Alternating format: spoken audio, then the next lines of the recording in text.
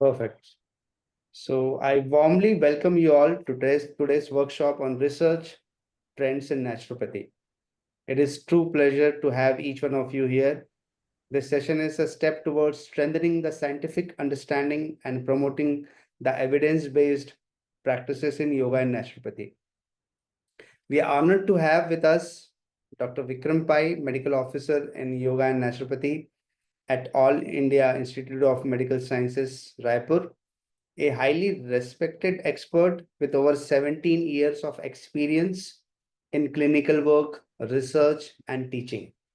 His contributions at CCRYN, MDNIY, and now at the CCRYN Center for Mind Body Interventions, especially through the AIMS, what he is doing, reflects his commitment to integrating yoga and naturopathy into mainstream healthcare. So thank you for joining in. I wish you a meaningful and insightful learning in today's session. So with that, I'll hand over the session to Dr. Vikram. We'll be sharing the screen with today's presentation, and you'll have, if at all you have any questions, you can ask at the end. So we'll take a question and answer session at the end. So till then, please have patience. Yes, you can ask questions, be interactive. Let's go to the slide pay. And now I'm handing over the session to our expert, Dr. Vikram Pai sir. Thank you. Good morning, everyone. I could see my mentors, my colleagues, my friends, and my seniors, juniors, everyone. Good morning to the session on recent research trends in naturopathy. So I thank Dr. Vivek Bhartiya, my senior, and who also happens to be in Raipur, running a very successful unit named Arogya Mandir, for organizing this session. And this session is about, even though it says about recent research trends, I'm not talking much about research methodology here, but it's to provoke our thoughts on our existential crisis, what you are facing today on government recognition or lack of research and skill development. So it's session on that, and these research trends, how they have developed from historical time to till today. So that I'll be trying to share my thoughts on the literature review I have done since past many days. So first we'll start to start with, the session has to start with this book which I refer to everyone. Each and every one of us has to read this book called The Emperor of All Maladies. It's the biography of cancer. Even though it says about cancer, so you can, if you read this book, you can get a lot of reflection how the naturopathy began or started, how the use of naturopathy came into existence. So taking back you all to long back during ancient Greek, cancer was always there with us since the beginning of mankind. So back then in ancient Greek and ancient Romans, Hippocrates, everybody thought cancer was due to something called black blood, which is also a bad blood. So there was a belief because we didn't have any knowledge back then. So there were no specialized treatment for cancer. People were dying, suffering.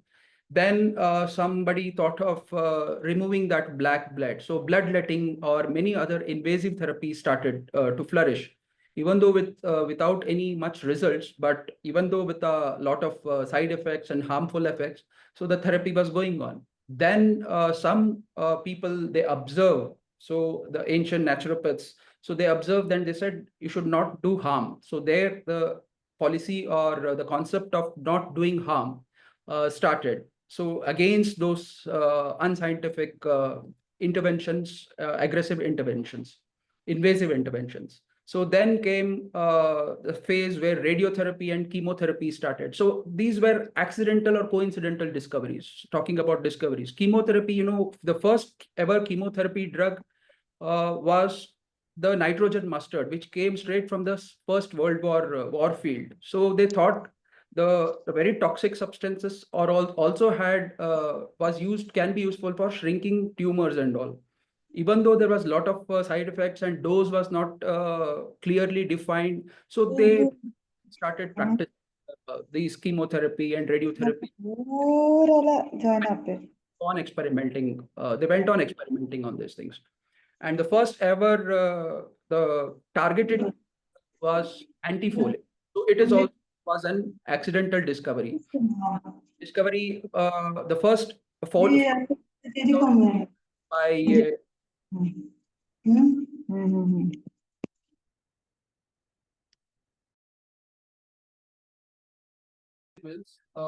to cure the anemia from most of the mothers that's suffering in India. So the same things they try to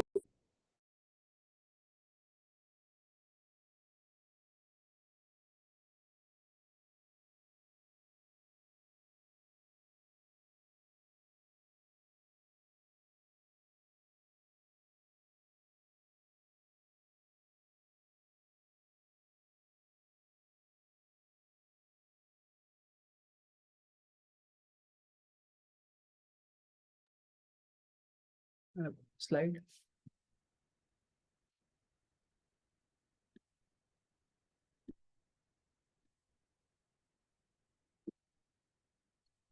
So they tried to give the folic acid to the cancer suffering children who were suffering from cancer. But suddenly that folates, what they did is aggravated the cancer and children started to die within a few months. Then they realized, oh, this is not the thing. So they discovered the antifolate, so which is anti-nutrient. So then the life expectancy of the children started to increase. So that's how the research was then conducted, not systematically, they were not conducted. Then in 1980s, they started with the monoclonal antibodies and other inhibitors. Today, they have CRISPR technology, gene editing, everything. So the history has come from accidental blunders and coincidental discoveries to the present this thing. So this is the lesson what we have to learn from the research and evolution of the modern medicine. This is just an example of cancer. If you read this book, it's a wonderful book by Siddharth Mukherjee. So I suggest everyone to read this book. Then we talk about naturopathy. It started long back with the nomenclature. The multiple nomenclatures are being used for naturopathy. That started with nature cure or natural healing. Then came the time John Shield discovered the term naturopathy, which was popularized by Benedict Lust. We all know this from the history. It was including all other many therapies under one heading called naturopathy.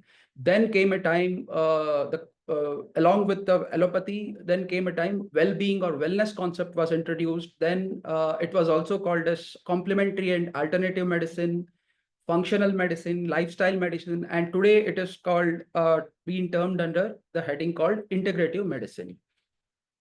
So if we see the evolution of naturopathy, so we can start from ancient Indian concept of Ayurveda. The wellness started from there. Then we had traditional Chinese medicine.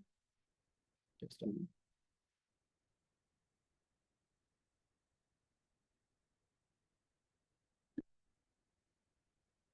We had homeopathy, ancient Greek medicine. Then came Sebastian Knipp, Vincent Presnett's hydrotherapy, chiropractors. Then there was, you can see a slide name called Flexner report. This is a turning point of naturopathy. Before that, a lot of invasive practice and the systematic research was not there. So a lot of clashes was there between naturopaths and the medicinal practitioner, allopathic medicinal practitioners. So before that, there are a lot of schools. Each famous naturopath had his own school of naturopathy or own school of medicine. He used to train his own methods and teaching. There was no systematic medical training before that.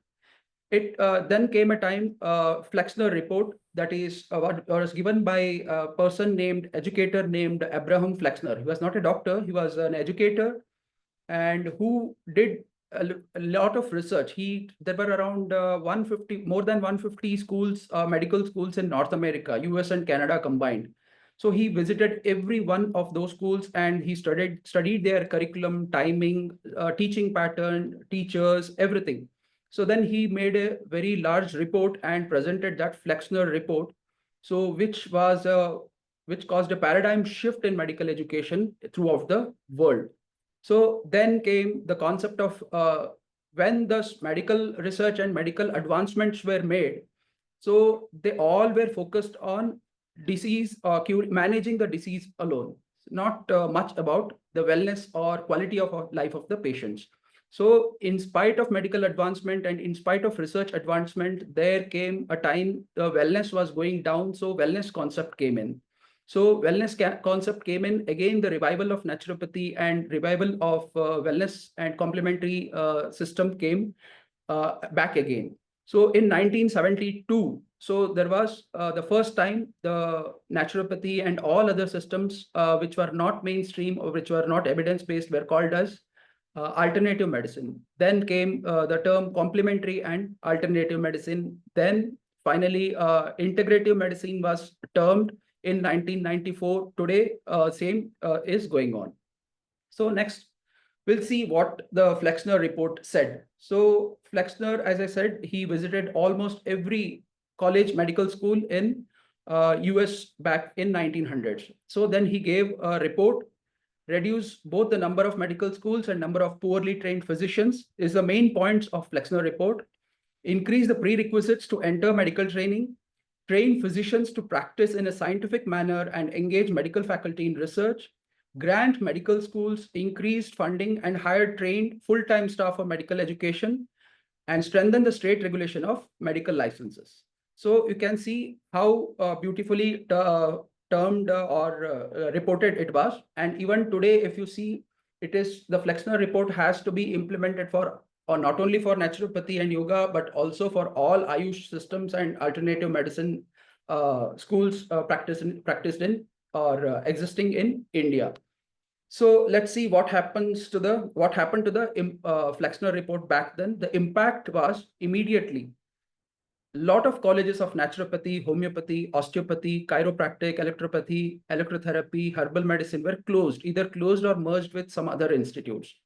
So they started, the mainstream medical practitioners started ridiculing the other alternative medicine system because some of them, leave alone the physiology or medicine, some of them were even defying the principles of chemistry and physics back then.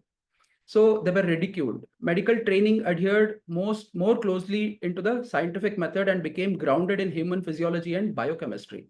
So even today, they are the most important part. We all know that. And medical research aligned more fully with the protocols of scientific research. And out of 155 medical schools, only 66 were operating by 1930s.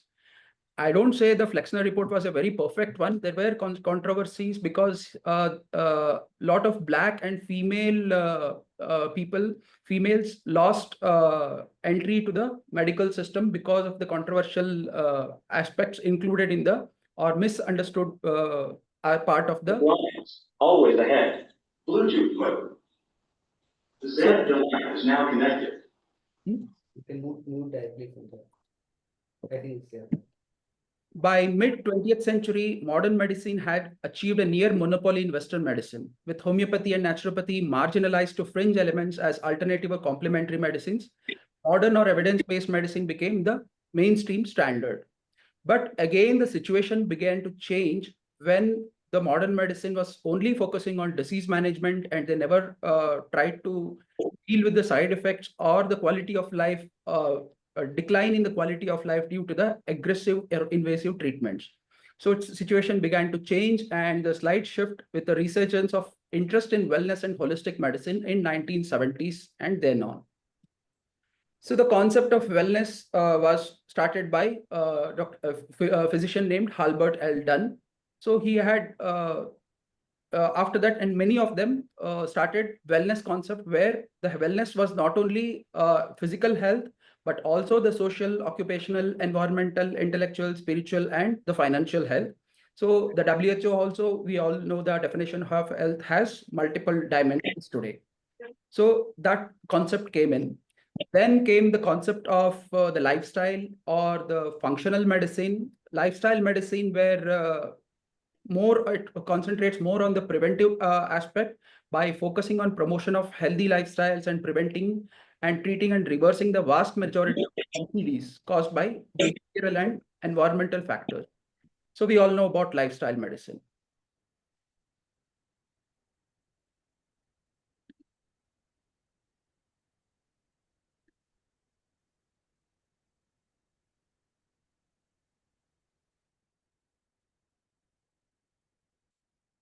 And then came the concept of functional medicine, which provides a framework to identify, for example, we have IBS, migraine, which don't have any structural changes. Even if you go for any radiological or biochemical parameters for outcome, you don't get any those outcomes in those disorders. So functional medicine, where the problem was functional and to correct those dysfunctions and processes, so that also naturopathy was also used there, yoga and naturopathy for functional problems. So it was called as functional medicine. So all these trends, we can see how the naturopathy, the phases of naturopathy, you can see from the history till today.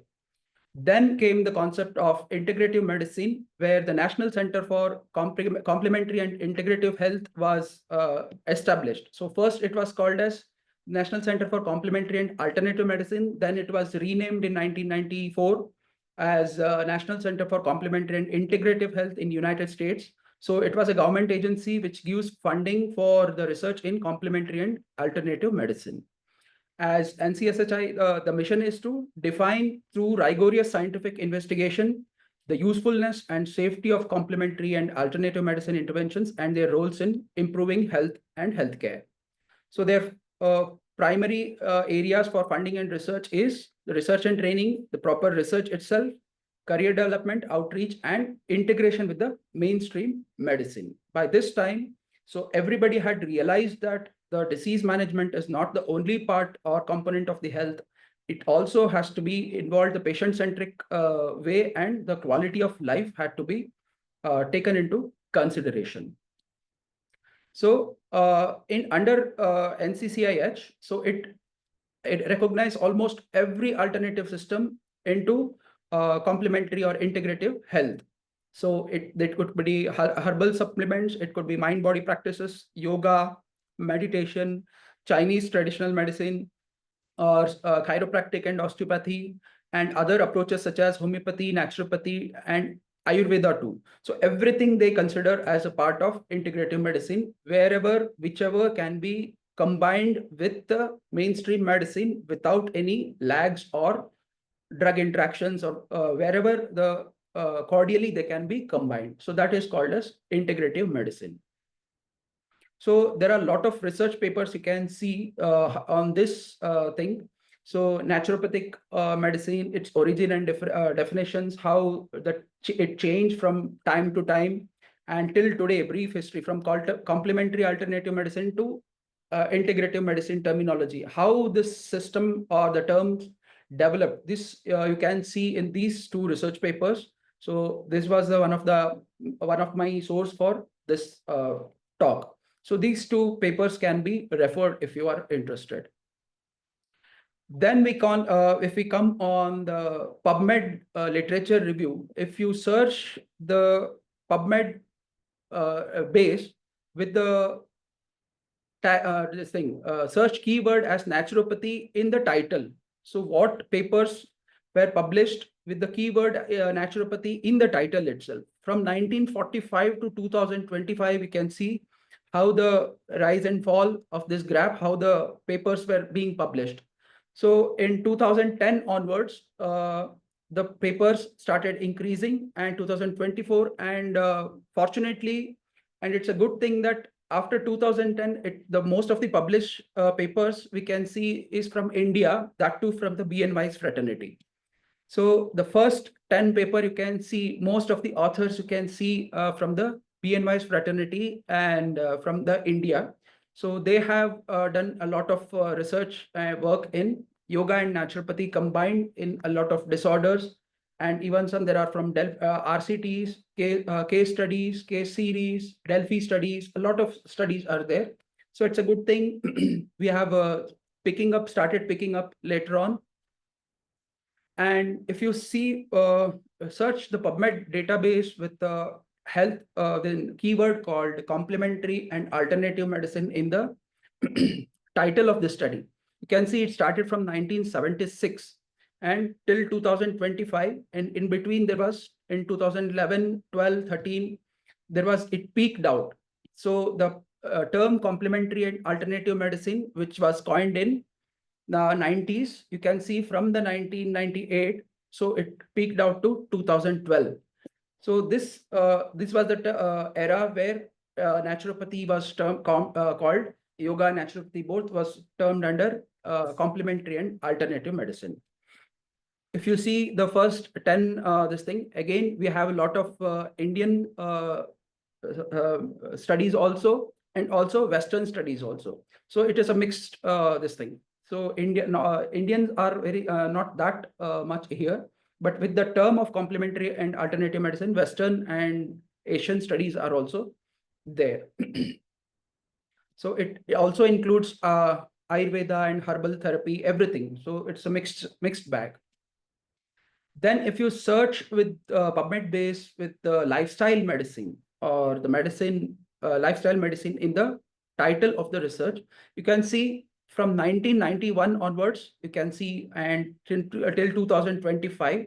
So you can see these studies have been steadily increasing. The preventive aspects with the rise of NCDs, you can see from 90s onwards, there was a steady rise in NCDs in all developed and developing nations.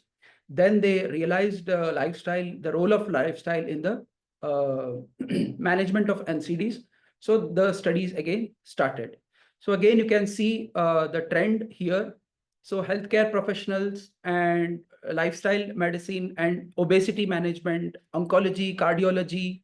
So all these places where the lifestyle integration or lifestyle was important. So this research you can see. So these are the recent researchers, top 10. Then finally, if you come up with integrative medicine, it starts again from 1951, it was less. Again, it started from 2001 onwards. And today, the most in highest is in 2025. You can see the trend. This is a trend of integrative medicine. Whichever the studies are titled, there is including integrative medicine in that. So you can see a wide trend here, even artificial intelligence in integrative medicine, transforming education for a digital future. So these kind of studies, which are the latest, this thing, integrative oncology. Again, there are a lot of people have worked in integrative oncology, like Dr. Raghavendra Rao, Dr. Vadiraj, and Dr. Pradeep Nair. They are working in integrative oncology. Even we are at AIMS Raipur, we are doing work on integrative oncology, especially in breast cancer, integrating yoga into breast cancer, where the post MRM or the mastectomy patients who developed myofascial pain syndrome. So yoga to improve their quality of life along with the myofascial pain syndrome, reducing the pain, post-surgical pain. So pain management is one of the major aspect where integrative medicine is used, whether it could be any of the naturopathy or yoga. A lot of studies has been done, because cancer pain or the chemo pain has no answer. There is no particular chronic pain. So there is no very good management in the pharmacological management. So non-pharmacological management of chronic pain in cancer is one of the center stage today with the increasing incidence of cancers. So you can see a lot of pain management or integrative medicine, integrative therapies for pain management in cancer therapies, including acupuncture, music therapy, hydrotherapy, mindfulness, yoga, massage, etc. And even in cardiovascular disorders, naturopathy is gaining prominence today. So we have a study from CCAD, chronic CCDC, by Chandrasekharan on heart failure. Dr. Chandrasekharan has done a lot of improvement strides in that. So that also we can see in integrative medicine and cardiovascular disorders, but there are a lot of studies. These are just examples.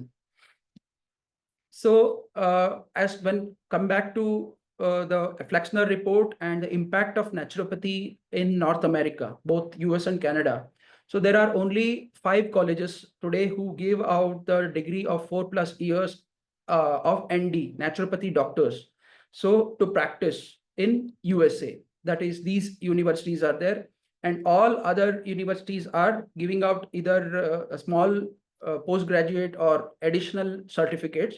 But these are the only 5 institutes in US and Canada today existing with the who are giving out the degree. So what makes them separate from the institutes in India in giving out the degree? In India, we have 5.5 years of almost all BNYS colleges are giving. There are a lot of BNYS colleges who are giving out the degree of BNYS for 5.5 years. The main difference is if you open the websites of these colleges in USA, you can see the research, the importance they have given to research. How many of the colleges, websites of Indian colleges are doing this? It's again, we have to introspect ourselves. They have the faculty research or the student research, PubMed and Scopus. So everything they have in their websites.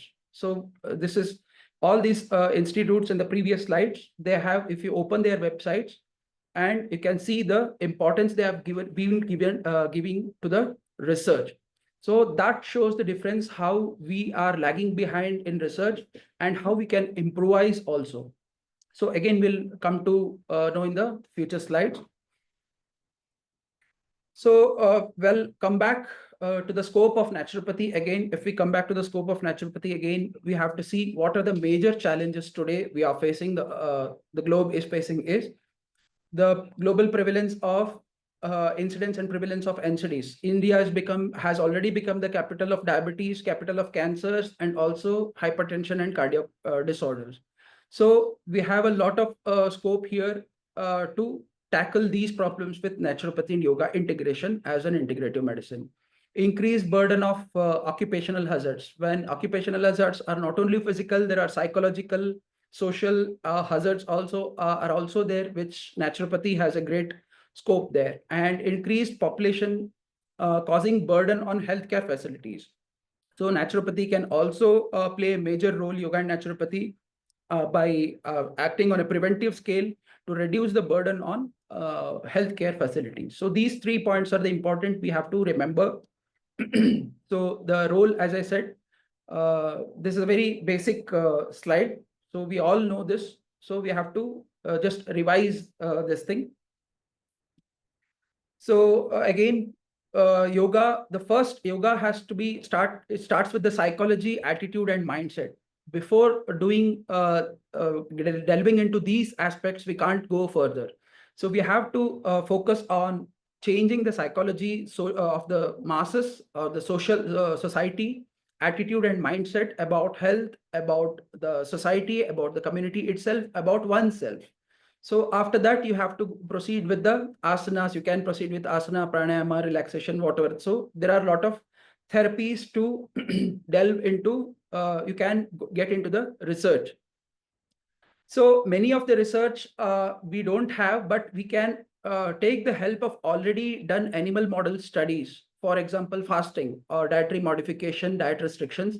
There are a lot of animal model studies, and they talk about the immunology. So because you need a very huge microbiology setup to delve into the human studies of these aspects. So not everybody has funds or resources to do this, but you can do the literature review and correlate our system with the or the principles of these naturopathy treatments with the modern medicine or the evidence which we have. So by learning about complement system and all those autophagy and autoimmune disorders. So there are a lot of physiology papers and a lot of immunology papers, and getting strengthen your basics in microbiology is the most important first and foremost thing. Then only you can proceed with these studies.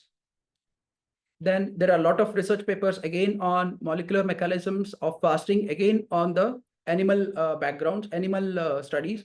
So you can study these papers also. Calorie restriction and dietary modifications and lifestyle regulations. So these are also the papers you can go through. Then time restriction or dietary habit changing. Again, there are a lot of studies on both human and animal studies. Most of them are animal studies. This we can also do in our setups. We can, those who are running a full-time inpatient naturopathy wards and good, they have a good number of patients, then you can go for postprandial insulin level and insulin sensitivity tests for changing dietary patterns and facilitating the fasting and getting the mechanisms behind the fasting. You can read these papers and get into the studies, plan your studies based on this. Then there are a lot of studies on dietary patterns. So you can go through these also. So time restricted diet, why the particular time during the diet is important, and how it's on the long run, it is going to help us or change the metabolic activity on the long run. Then we have a lot of studies these days on gut microbiome. See the numbers, it's humongous. Starting from 2012 and 2025, we have more than 13,000 papers on gut microbiome.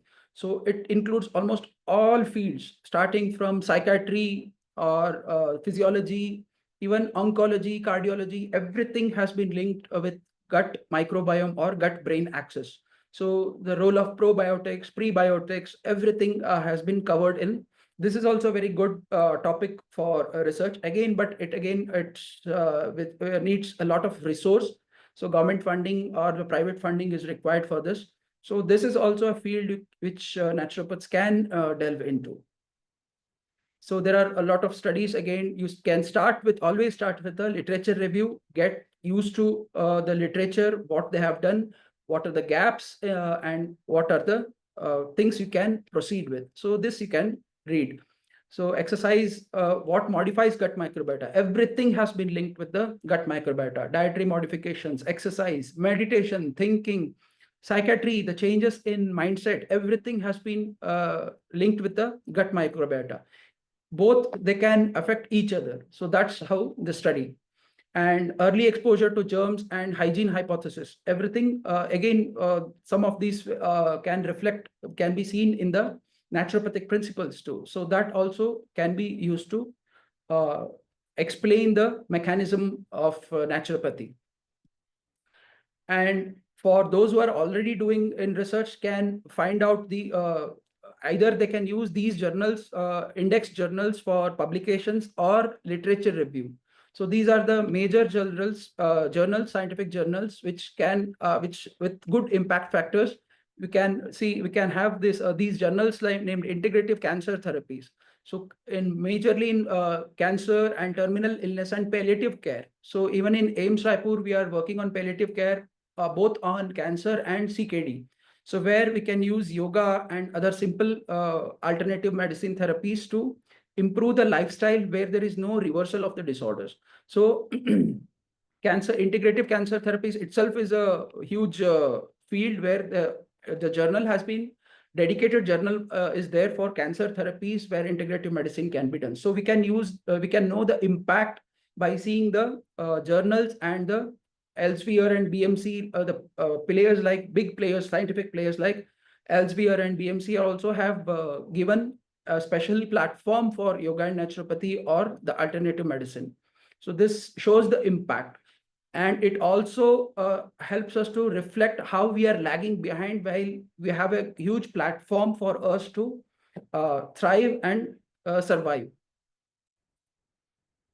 Then finally, it's a major point is how to start research. First and important thing, we don't have demographic details. So if you are running a clinic, if you are running working in a hospital, if you are in a college, start doing demographic study by gathering the data of what kind of patients you are getting. You can publish this data also. It's a very useful information for public health and policy making. and also for the naturopathy and yoga, this thing.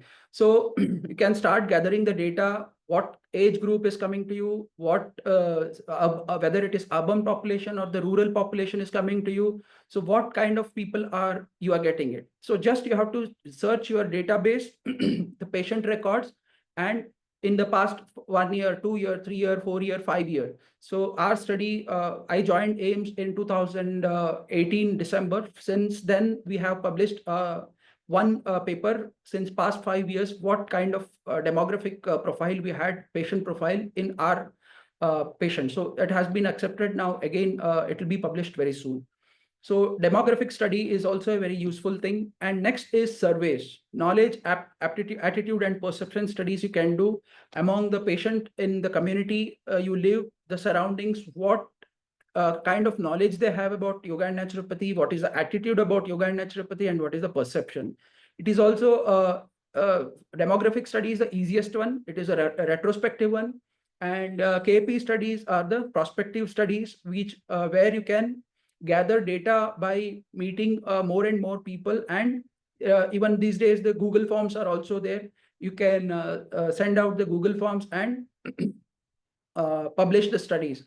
For example, we published studies on KAP studies, study on what is the knowledge, attitude, and perception about yoga of the healthcare professionals in AIMS Raipur. So we surveyed doctors, nurses, medical students, and everyone, every healthcare workers, allied professionals, and we also published one paper on that also.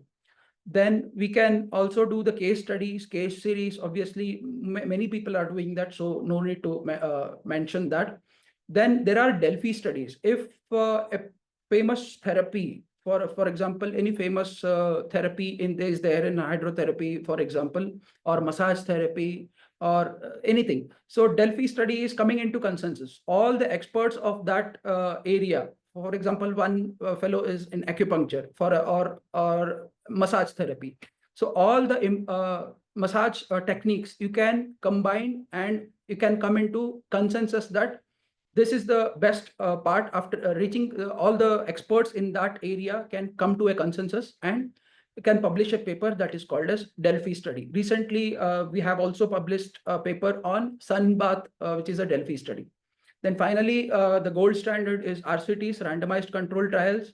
Then finally, if you want to reach or show out the actual evidence, that is level 1 evidence, that is review, systematic review, and meta-analysis. That is the final stage. If you for that, many have to do the quality RCTs. If you do the rigorous methodology, RCTs with rigorous methodologies, you can combine that in a systematic review and meta-analysis for reaching a level 1 evidence. So from history to this research ways. So this is the only way which we can excel and remove our existential crisis and get into a better future, get a better future for ourselves. So again, we can see complementary and alternative medicine and palliative care. So palliative care is one of the biggest area these days for naturopathy and alternative medicine. So there are studies also. So these are the studies which can help. This title can be used, and you can also design a study like this: Culture of Dissent, Australian Naturopaths Perspectives on Practitioner Regulation. So these studies you can plan in India also. So you can take the example from these studies and plan your studies accordingly. So thank you. And I would like to invite any questions if you have.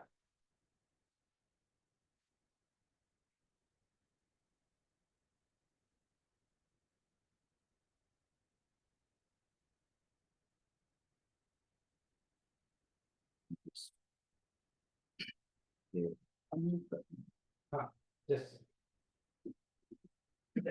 from there.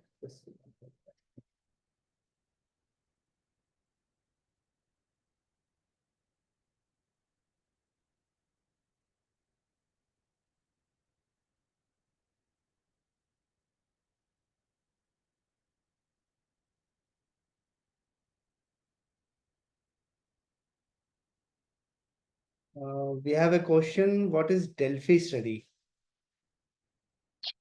Delphi study is nothing but when it doesn't involve patients as such. So Delphi study where all the experts of one particular field. For example, if you are very confident in about massage therapy in your center, so you contact all others experts who are doing the massage therapy as an important part in their this thing setup. Then with your experience you gather all the experiences from those experts and finally come to a consensus that massage can be used in this disorder and for this hours and this technique. So coming into a consensus with the experts, that is called Delphi study. You can just check that Delphi study in just a minute and share. Obviously it is a systematic this thing. We have to be very systematic while coming into a consensus. So there are papers. You can just Google Delphi study and how to conduct a Delphi study in PubMed. So there are papers which can guide you to do the Delphi study. So standardization, yes, BK sir has come into a good point. So we can help, the Delphi studies can help the standardization of the treatment. So we need Delphi studies and RCTs combined to get into the standardized treatment.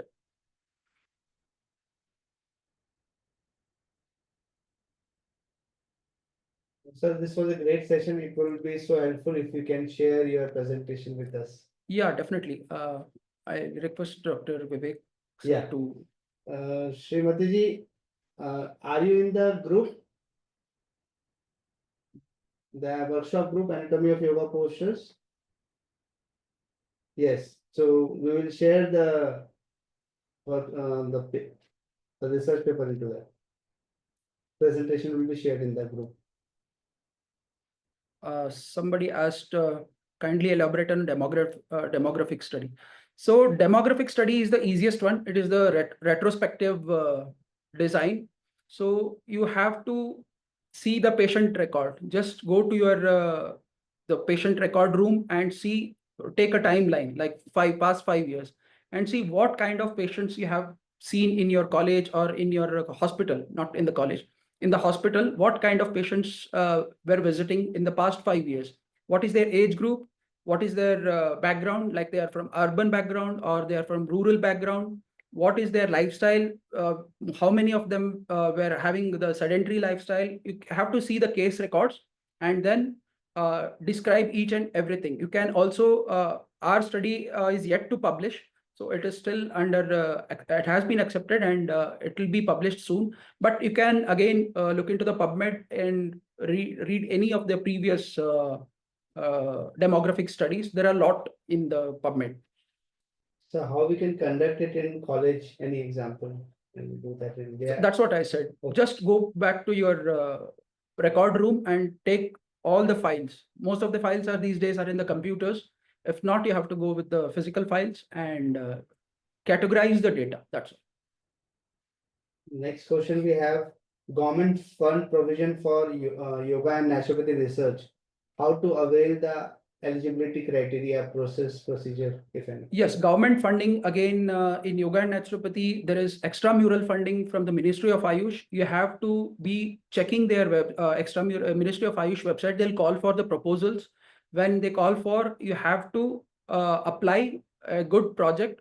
Then based on the evaluation criteria, they'll select or deselect your project.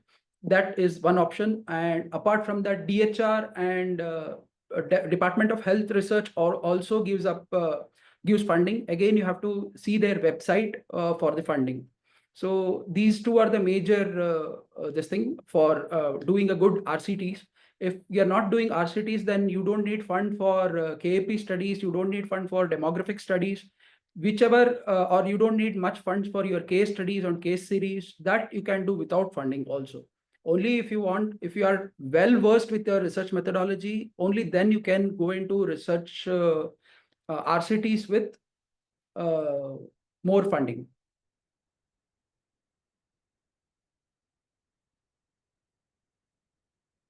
So It's a general question which can help everyone.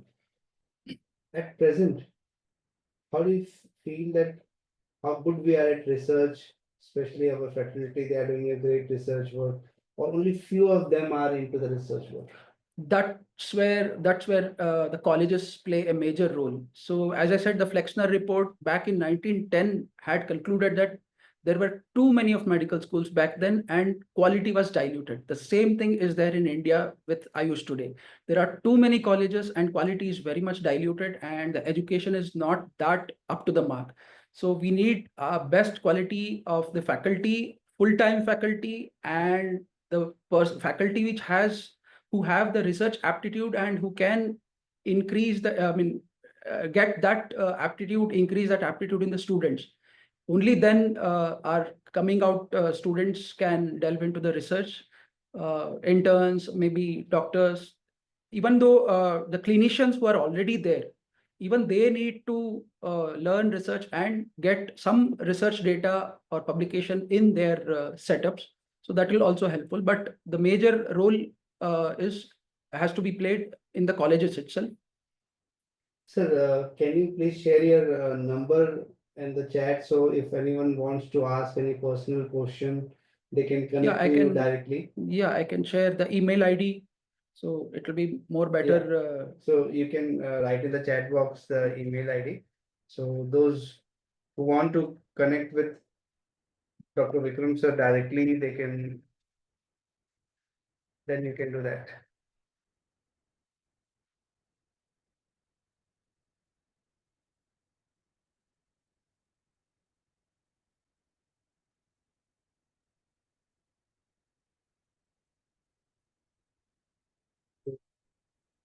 You have already received sir's mail, you can directly connect with him on his mail. KP study, somebody has KP studies. It's a questionnaire. So like there are, you have to design a questionnaire, 10 questions about what is the knowledge of the subject, what your patients have, what is the attitude about the naturopathy, or what is the knowledge about naturopathy they have. For example, for what is the perception about, so there are 10 or 15 questions. You can design the questionnaire, then send this questionnaire through Google form or the physical form and collect all the data which comes to into an Excel sheet. Then make a graph that this much of my patients have this knowledge, this is their attitude, this is their perception. So this is a paper. So again, there are lots of papers on KAP on varied topics in PubMed and even ResearchGate, Google Scholar. So you can search for KAP study, you will see an example. Okay, so if at all someone has to start their research process and at their clinic level, so how they can do? See, at big institutions, yes, it is easy. They are getting funded, but someone wants to start the research process right from their clinic, especially with the data of patients they have. How exactly that can be done? Just as I said in the last slide, demographic, we don't have much demographic data published. All we have is an anecdotal, हमारे पास इतने patients हैं, this all this. So demographic data is the best thing. You can publish that. Then you have regular patients coming to you. You can do for go for the KP studies also, knowledge, attitude, and perception, where you don't need any funding or any much. Only you need to dedicate your time for this. So you don't need any funding for KP study or the demographic study. So KP study and demographic study can be done Yes. at the clinic level. Yes. So They provide basic data, not much of scientific data, but basic data where the awareness about your system, how efficient your system is there among the public, or awareness, what is the awareness in the public. Shruti ji has asked a question. Sir, can you explain about case series? Case report is one single case, and case series is if a same disorder and same management, you have multiple cases, you can report that in a single paper called case series. Like 10 patients of diabetic mellitus treated with yoga and naturopathy for this much amount of time. So 10 cases of fatty liver disease or fatty liver treated and what is the result in particular amount of time. And you have to be, I also mentioned the confounders. It is not only so most of the people they report and try to publish that we have treated fatty liver disease with this treatment, and we have also see whether there are any other confounding factors in that setup or not. So that is also an important. It's not only the naturopathy and yoga. There may be some other dietary changes or other physical activity. So everything you have to promptly report. So minute observation very important in case study and case series also. Perfect. So I think with that, we are able to answer almost all the questions, and we would like to conclude today's session. Thank you. Okay, before we end, we have another question to you. How we can identify predatory journals? Oh, that's easy. You can go for, there is something called shimago.com, and also where the journals are listed and their impact factors are also there. So that is also that is one point. And you can see the impact factor again, and also the type of publications in that. So most of the journals, very important journals I have already named in my slide. There are also other journals, not only the impact factor. Shimago.com is one thing which you can check the journals for. So they're can all we the major write in the journals chat box? You'll get into the chat box. You can search that. Perfect.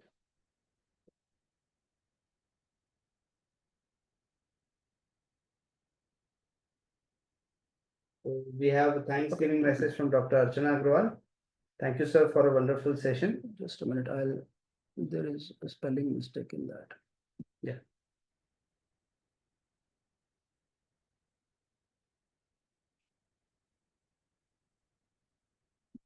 Yeah.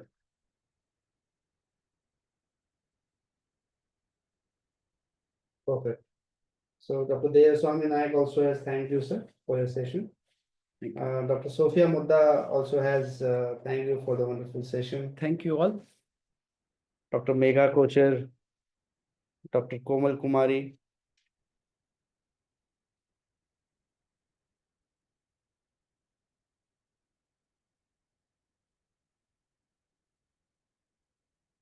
So perfect. So with that, we come to the conclusion of today's session. Dr. Shruti, Dr. Bati Pandey, thank you for your message and best wishes. Thank you for your thoughtful, provoking session, Dr. Vikram. Dr. Harshni Anger also has thanked you. Thank you for a very informative session, Doctor. Dr. Kripachar Yadav also has thanked you. Dr. Ashish Kshatriya also has thanked you for the inspirational session. Pratiksha HM, Dr. Pratiksha also has thanked you. So with this, we formally conclude today's workshop on research trends in naturopathy. I hope the learning sessions shared today helped all of us move towards a more scientific and integrated and holistic approach in our field. My heartfelt thanks to all the participants for joining today's workshop. Your presence, attention, and enthusiasm made this session truly meaningful. My sincere gratitude to Dr. Vikram Pai sir for sharing his deep insights, research experience, and practical wisdom in a very inspiring manner. Thank you once again, everyone, for being part of this enriching session. Wishing you all progress, clarity, and good health. So I'll be sharing the slide of the presentation in the group Anatomy of Yoga Postures. Those who have not joined, you can join. There is already the link being shared in the chat. You can join the group. You will receive the recording of today's session as well as the same presentation into that. Thank you. Now you can leave the session.